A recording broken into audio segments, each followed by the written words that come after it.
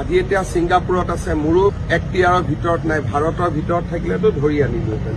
ৱাহ, কি অদ্ভুত কথা কৈ পেলাইছে মুখ্যমন্ত্ৰী হিমন্ত বিশ্ব শৰ্মাই। ছিংগাপুৰলৈ গৈ যদি তদন্তই কৰিব নোৱাৰে তেন্তে কিয় গঠন কৰিলে SIT?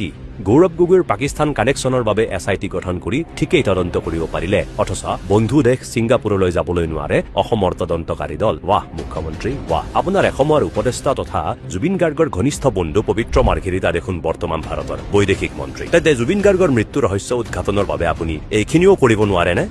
মুখ্যমন্ত্ৰীয়ে কালি অসহায় হিচাপে এটা কথা কৈছে, ছিংগাপুৰত আমাৰ ইয়াৰ মানুহে গৈ পেলাই তদন্ত কৰিব নোৱাৰে। আৰু মই এটা কথা মুখ্যমন্ত্ৰীক মনত পেলাই দিব বিচাৰিছো, ছিংগাপুৰ বন্ধু ৰাষ্ট্ৰ, যদি ছিংগাপুৰৰ ক্ষেত্ৰত চেন্ট্ৰেল গভৰ্ণমেণ্ট আপোনালোকৰ আছে, তাৰপিছত যদি অসহায় হয় তেতিয়াহ'লে মই আপোনাক মনত পেলাই দিছো গৌৰৱ গগৈ ডাঙৰীয়াৰ ক্ষেত্ৰত SITয়ে কেনেকে পাকিস্তানত গৈ পেলাই তেওঁলোকে তদন্ত কৰিম বুলি আগবাঢ়িছিল। এখন আমাৰ শত্ৰু ৰাষ্ট্ৰ। মুখ্যমন্ত্ৰীয়ে প্ৰতিদিনে এটা নতুন বক্তব্য দিয়ে, কেতিয়াবা তদন্ত দ্ৰুতগতিত চলি আছে বুলি কয়, কেতিয়াবা আমি একো কৰিব নোৱাৰো বুলি কয়। আৰু এতিয়া জুবিনৰ মৃত্যুৰ সময়ত মৌন হৈ থকা একেখিনি মিডিয়া বন্ধুৱে এতিয়া উদঙাই দিছে SITৰ ভিতৰৰ কাহিনী। জনসাধাৰণে সুধিছে এয়া তদন্ত নে চিত্ৰনাট্য? মুখ্যমন্ত্ৰী এগৰাকীয়ে দৈনিক নিজৰ বক্তব্য সলনি কৰে, কেতিয়াবা মৃত্যু কেতিয়াবা হত্যা বুলিও কয়। যদি মুখ্যমন্ত্ৰী নিজেই বিভ্ৰান্ত হয় তেন্তে CIDয়ে কি দিশ ল'ব?